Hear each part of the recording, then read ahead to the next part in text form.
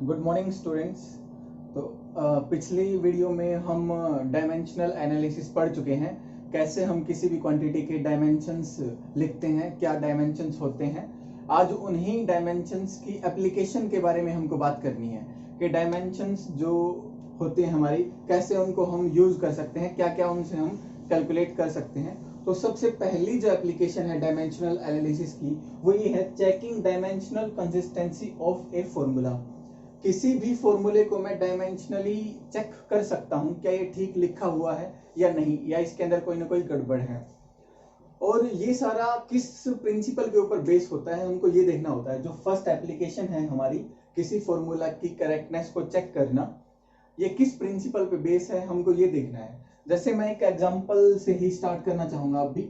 जैसे मैं यहाँ पे लिखता हूं, मैं लेंथ की बात कर रहा हूं मान लेते हैं, और मैंने 5 मीटर में 10 मीटर लेंथ को जोड़ दिया, तो मेरे पास 15 मीटर लेंथ आ गई। तो इसका मतलब क्या हुआ कि लेंथ में मैं लेंथ ऐड करता हूं, मेरे पास लेंथ ही आती है। इसी तरीके से अगर मैं यहां लिखता हूं 5 किलोग्राम प्लस 5 मीटर, तो यहां पे मैंने क्या किया, यहां पे ये मास है, किलोग्राम जो है वो मास की यूनिट है, लेकिन ये लेंथ की यूनिट है ना। तो लेंथ में कभी मास नहीं ऐड किया जा सकता है। यहाँ पे क्या लिखेंगे हम, क्या आंसर आएगा हमारा भी, यहाँ पे तो कुछ नहीं आ सकता, क्योंकि लेंथ में लेंथ ही ऐड होती है और मास में मास ही ऐड होता है। तो सिंपल सा रूल ये कहता है कि सेम क्वांटिटी में से सेम क्वांटिटी ही आपकी ऐड होती है, और सेम क्वांटिटी में से सेम क्वांटिटी ही माइनस होगी आपकी। जैसे अगर मैं 10 मीटर लेंथ में से 5 मीटर लेंथ को माइनस करना चाहूं, तो मेरे पास 5 मीटर लेंथ ही तो बचेगी ना। तो सेम क्वांटिटी में से सेम क्वांटिटी सब्ट्रैक्ट हम करते हैं, सेम क्वांटिटी में से सेम क्वांटिटी हम ऐड करते हैं। तो इसको मैं लिख लेता हूं, इसको हम बोलते हैं principle of homogeneity. Same quantity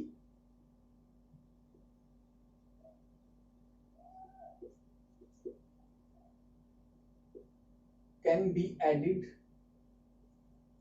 or subtracted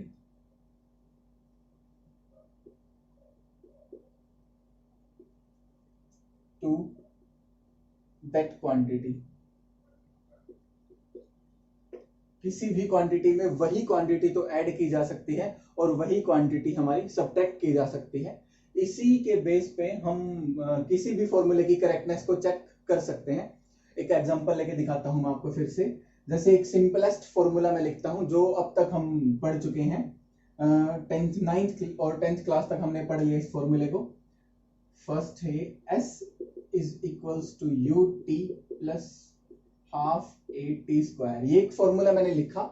यहाँ पे S आपका डिस्प्लेसमेंट होता है, U is the initial velocity, T is the time, 1/2 ये एक नंबर है, नंबर के कोई डायमेंशंस नहीं होते हैं, आपको पता है, किसी फिजिकल क्वांटिटी के ही डायमेंशंस होते हैं। और A is the acceleration and T फिर से आपका टाइम आ चुका है। तो मैं इस फॉर्मूले की करेक्टनेस को चेक करना चाहता हूं, तो हम क्या करें, मैं डायमेंशंस लिख लूंगा हर एक क्वांटिटी के। यहाँ पे जैसे इस तरफ मैंने देखा, इस तरफ हमने देखा कि ये क्या चीज है, ये है हमारा डिस्प्लेसमेंट, एस इज डिस्प्लेसमेंट। तो डिस्प्लेसमेंट क्या है, डिस्प्लेसमेंट के डायमेंशंस हमारे L1 होते हैं, m0 L1 T0। इसके बाद हमने देखा यहाँ पे u is the initial velocity. Velocity चाहे कोई भी हो, इनिशियल हो, फाइनल हो, एस्केप वेलोसिटी हो, कोई भी वेलोसिटी हो, चाहे वेलोसिटी वेलोसिटी ही रहेगी, उसके डायमेंशन नहीं बदलने वाले हैं। तो L-T-1 ये इसके डायमेंशंस होते हैं। यहाँ पे टाइम है तो टाइम के लिए हम कैपिटल T यूज करते हैं, प्लस हाफ के कोई डायमेंशन नहीं होंगे। एक्सेलरेशन के डायमेंशंस होते हैं L-T-2, और यहाँ पे फिर से टाइम के डायमेंशन होते हैं T1, और स्क्वायर है तो मैंने स्क्वायर कर दिया। अब मैं इसको सोल्व करके देखता हूं। मैंने देखा यहाँ पे इस T से ये वाला T कैंसिल हो जाएगा, तो यहाँ पे बचेगा लेंथ। यहाँ पे देखना, यहाँ पे T स्क्वायर है, यहाँ पे T का -2 पावर है, तो बेस सेम है तो पावर ऐड हो जाती है, तो यहाँ पे 0 पावर बचेगी। और किसी की भी पावर 0 1 होता है, तो यहाँ भी लेंथ ही बची। और लेंथ में जब आप लेंथ ऐड करते हो तो क्या आना चाहिए, आंसर भी लेंथ ही आएगा, और इस तरफ भी लेंथ था हमारा। इसका मतलब है ये फॉर्मूला डायमेंशनली करेक्ट है। तो मैं लिख सकता हूं left hand side is equal to right hand side and the formula is correct. तो इस तरीके से हम किसी भी फॉर्मूले की करेक्टनेस को चेक कर सकते हैं। एक और एग्जांपल हम लेते हैं, सिंपल सी इक्वेशन को ही।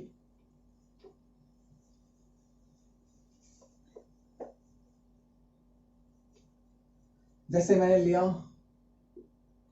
v square minus u square is equal to 2as।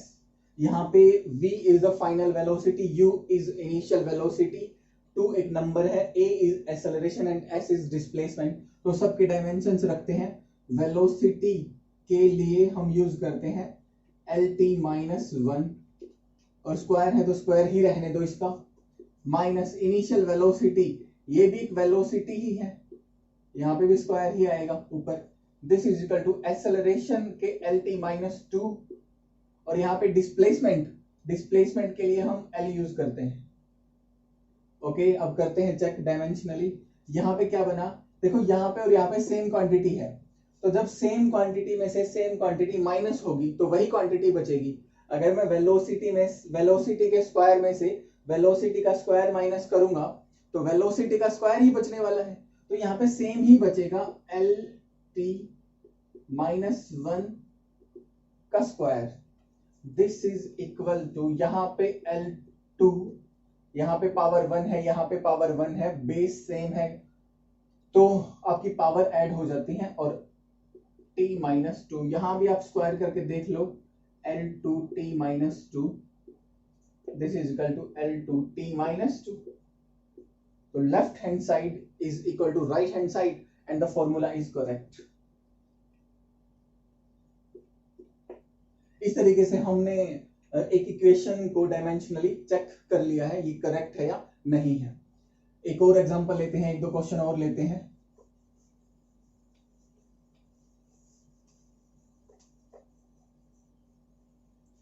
एक क्वेश्चन मैंने लिया, एक जो हमारा पेंडुलम होता है, पेंडुलम यहाँ पे फिक्स है हमारा,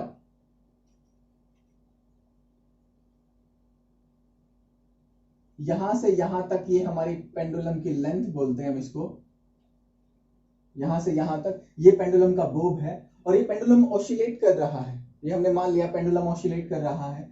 तो इसका जो ऑसिलेशन होता है उसका टाइम पीरियड होता है 2 pi under root L upon g. T is the time period. एक ऑसिलेशन जब कंप्लीट हो जाएगा उसको हम बोलते हैं, उस टाइम को हम बोलते हैं time period. L is the length of pendulum, यहां से बोब के सेंटर तक की लेंथ हम लेते हैं, and G is the acceleration due to gravity. अब मैं इस फॉर्मूले को करेक्ट देखना चाहता हूं, ये करेक्ट है या नहीं है।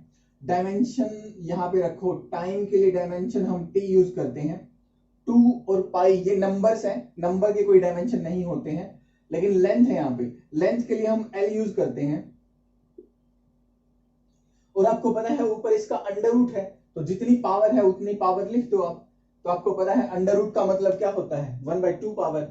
यहाँ पे एक्सेलरेशन है आपका, और जी एक्सेलरेशन ड्यू टू ग्रेविटी हो, किसी की भी वजह से हो, एक्सेलरेशन आपका ग्रेविटी की वजह से हो, किसी की भी चीज की वजह से हो, एक्सेलरेशन तो एक्सेलरेशन ही रहेगा। और इसके डायमेंशंस होते हैं Lt माइनस 2, और ऊपर अंडर रूट है तो फिर से मैं 1/2 पावर कर देता हूं। तो यहाँ पे T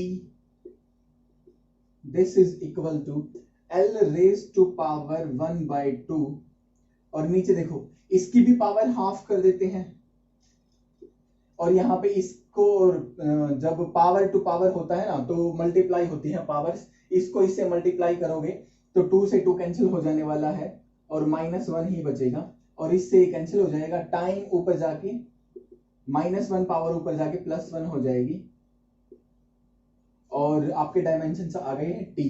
तो left hand side is equal to right hand side, formula is correct.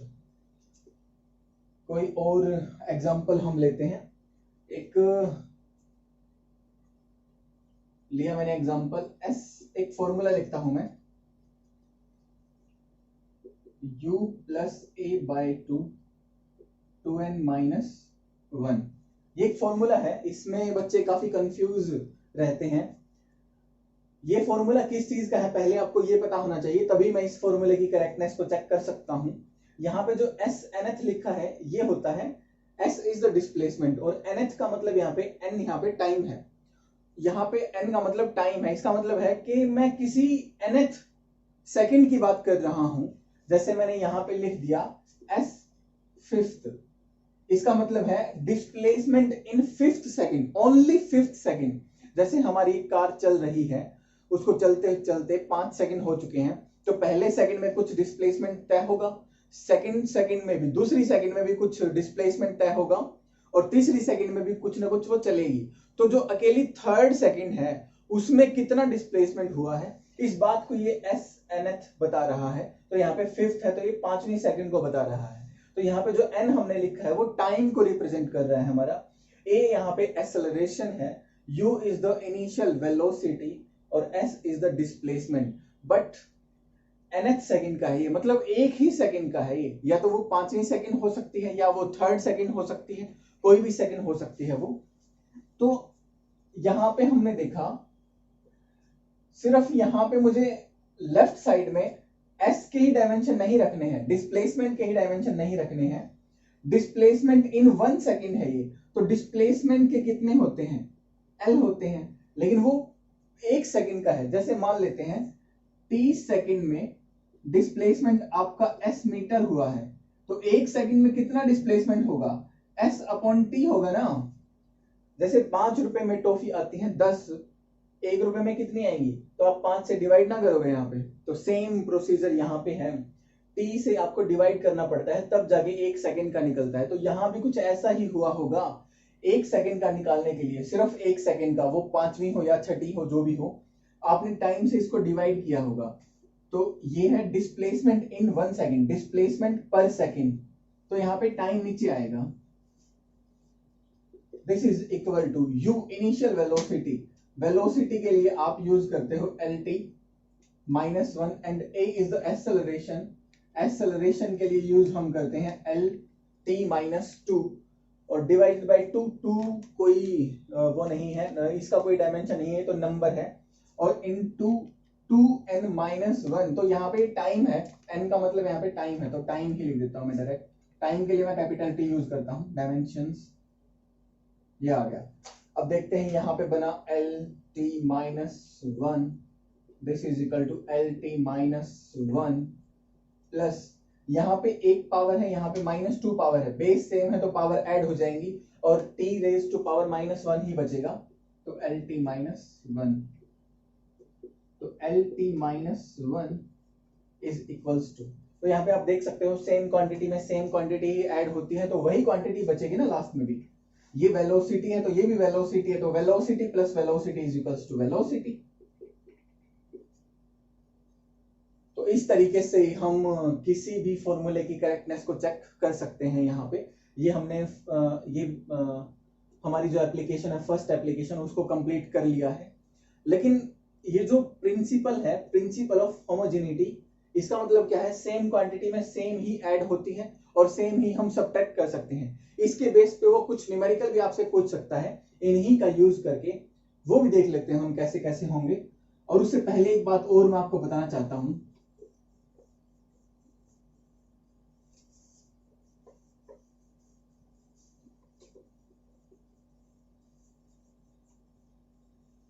मैंने जितने भी अभी फॉर्मूले लिखे हैं एक बार दोबारा से लिखता हूं मैंने फर्स्ट करवाया था s is equal to ut half at square b square minus u square is equal to 2as, और थर्ड हमने किया 2 pi under root l by g, और कुछ और भी किया होगा एक दो।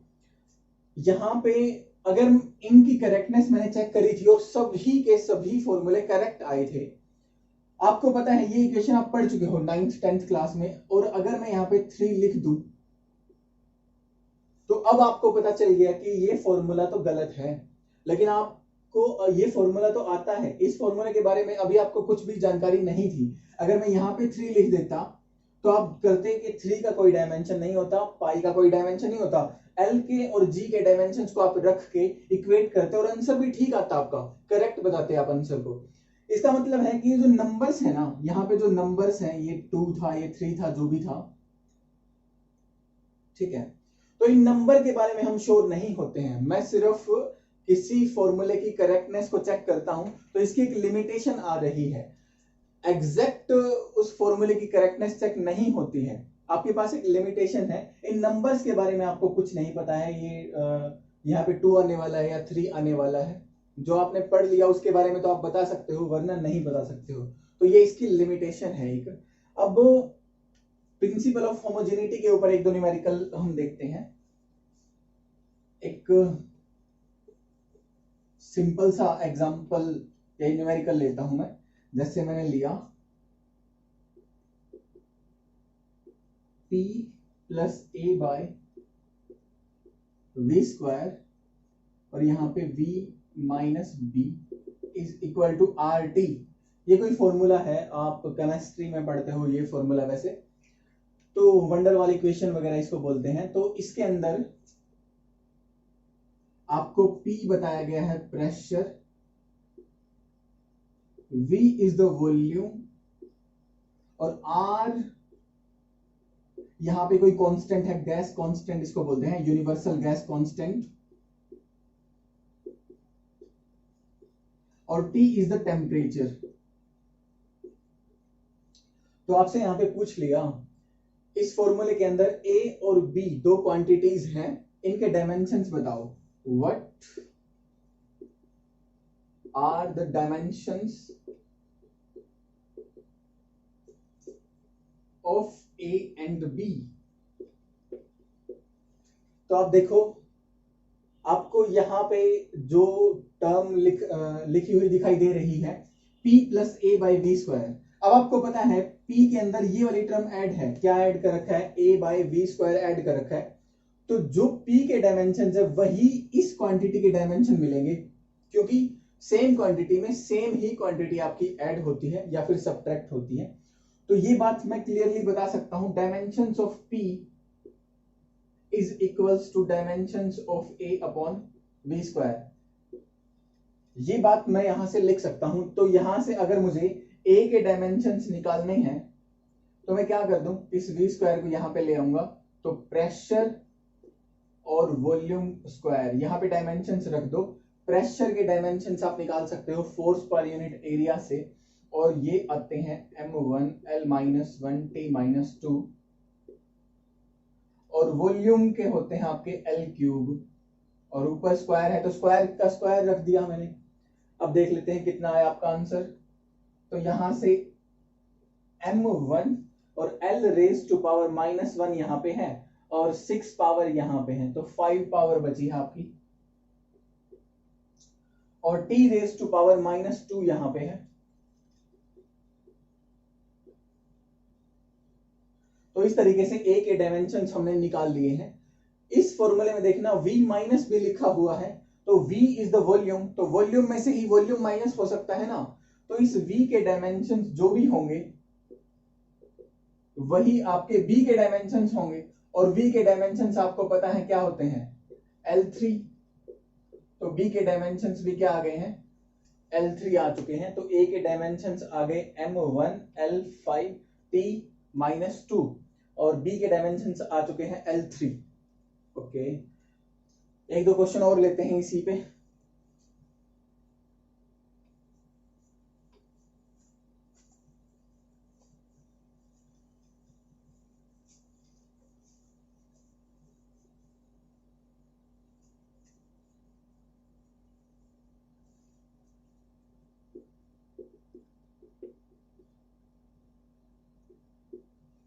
मैंने फॉर्मूला लिखा P प्रेशर,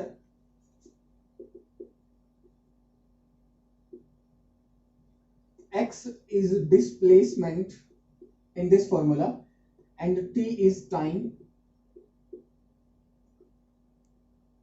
A जो आपको फाइंड करना है इसके अंदर, find dimensions of A into B। A को 20, A के जो भी डायमेंशन आएंगे, B के जो भी डायमेंशन आएंगे उन दोनों की मल्टीप्लाई करके आपको बताना है आंसर क्या होगा। तो आपको पहले ए और बी के डायमेंशन निकालने पड़ेंगे। तो देखते हैं यहाँ पे क्या होगा। P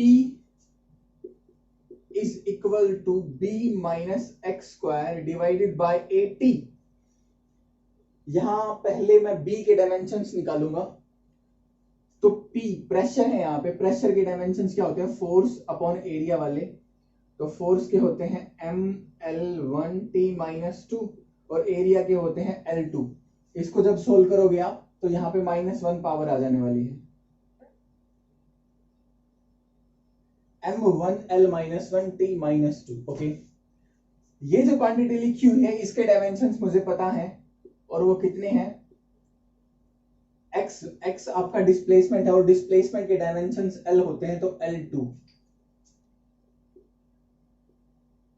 ओके, अब अगर ये L2 है तो ये भी L2 ही मिलेगा। सेम क्वांटिटी में से सेम क्वांटिटी ही माइनस होती है, सेम क्वांटिटी ही ऐड होती है। यही आपका प्रिंसिपल ऑफ होमोजेनिटी है। तो यहाँ पे ये जो B है इसके डायमेंशंस भी आपको L2 ही मिलेंगे। तो B तो आ चुका है हमारा, A इंटू B के अंदर B आ चुका है और B आया है हमारा L2। A निकालना अभी बाकी है।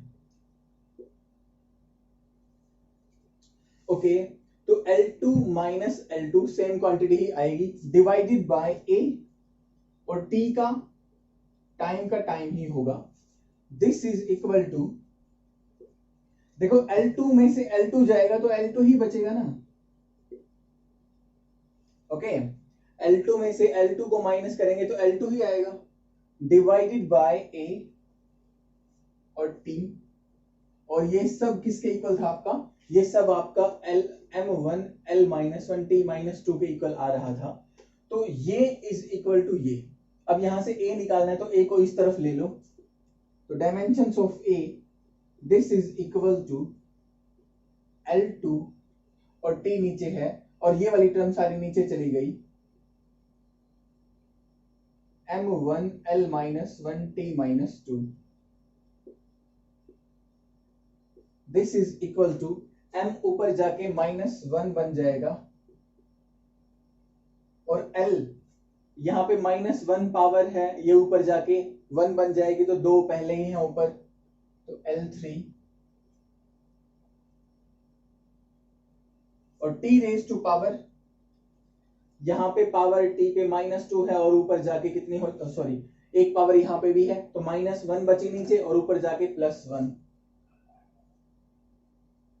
तो आपके पास A भी आ चुका है और आपके पास B भी आ चुका है। मल्टीप्लाई कर दो, A की वैल्यू यहां लिख दो M-1L3T1 this is equal to M-1L5T1। ये आपका आंसर आ गया। तो इस तरीके से आप होमोजेनिटी के ऊपर जो हमारे न्यूमेरिकल्स हैं वो कर सकते हो। एक लास्ट एग्जांपल और लेते हैं हम।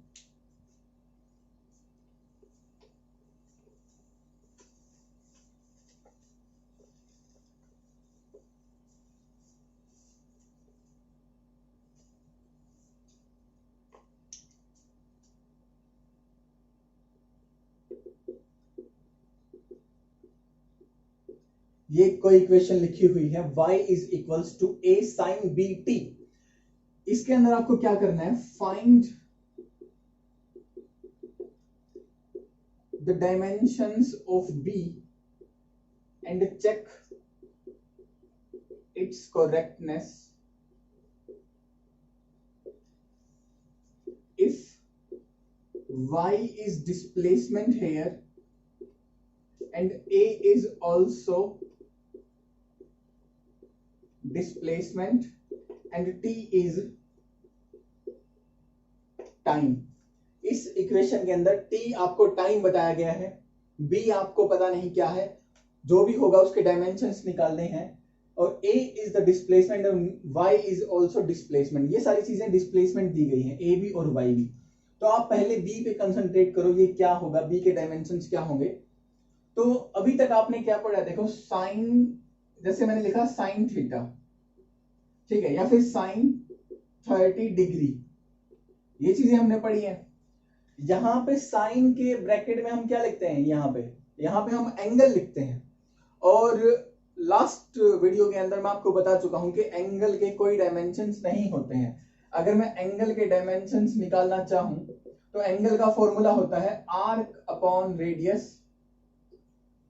तो यहाँ पे आर्क की क्या होती है, आर्क एक लेंथ होती है और radius is also a length, तो लेंथ से लेंथ कैंसिल हो जाएगा, तो डायमेंशंस बचे ही नहीं, सब 0 0 0 आ गया। ओके, तो एंगल के कोई भी डायमेंशन नहीं होते हैं। तो इसी तरीके से यहाँ पे जो ब्रैकेट में लिखा हुआ है ये एंगल है आपका, तो b इंटू टी के कोई डायमेंशंस नहीं है। इस तरीके से इस क्वेश्चन को अप्रोच करेंगे हम। तो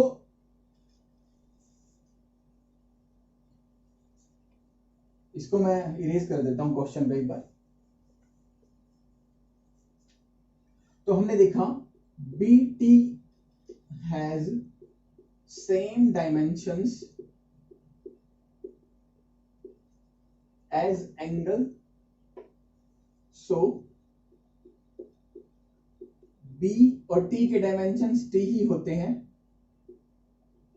This is equal to M0 L0 T0।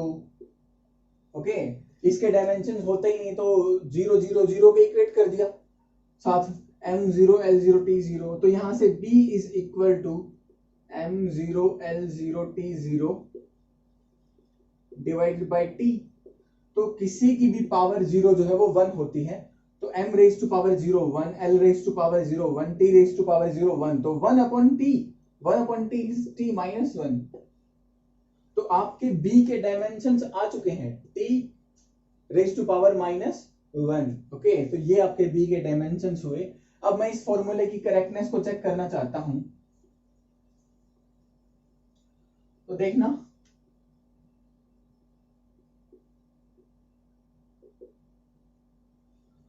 हमने देखा यहां पे है डिस्प्लेसमेंट L और यहां पे है ए भी क्वेश्चन वाले ने डिस्प्लेसमेंट ही बताया है, और यहाँ पे साइन का फैक्टर आया हुआ है, यहाँ पे तो कोई डायमेंशन नहीं है। अब आपको ये भी पता है कि साइन इंटू एंगल जो भी आएगा एक नंबर निकल के आएगा। साइन थीटा की एक वैल्यू होती है, साइन थीटा आपका +1 और -1 के बीच में ही लाई करता है, मतलब एक नंबर निकल के आने वाला है यहां से, ये वाली टर्म। तो उस नंबर के कोई डायमेंशन नहीं होते हैं। तो जो ये आपकी ट्रिग्नोमेट्रिक रेशियो होते हैं, sine theta, cos theta, tangent theta, इनकी वैल्यू एक नंबर आती है और उस नंबर का कोई डायमेंशन नहीं होता है, आपको पता है। तो यहाँ पे कुछ भी नहीं आएगा। ओके, यहाँ पे सब डायमेंशन होते ही जब नहीं नंबर के, तो M0 L0 T0 लिख सकते हो आप यहाँ पे, और सब की पावर 0, ये 1 हो गया आपका। तो L इंटू 1 L ही होता है, तो left hand side is equal to right hand side. आपका फॉर्मूला क्या है, करेक्ट। Okay, thank you.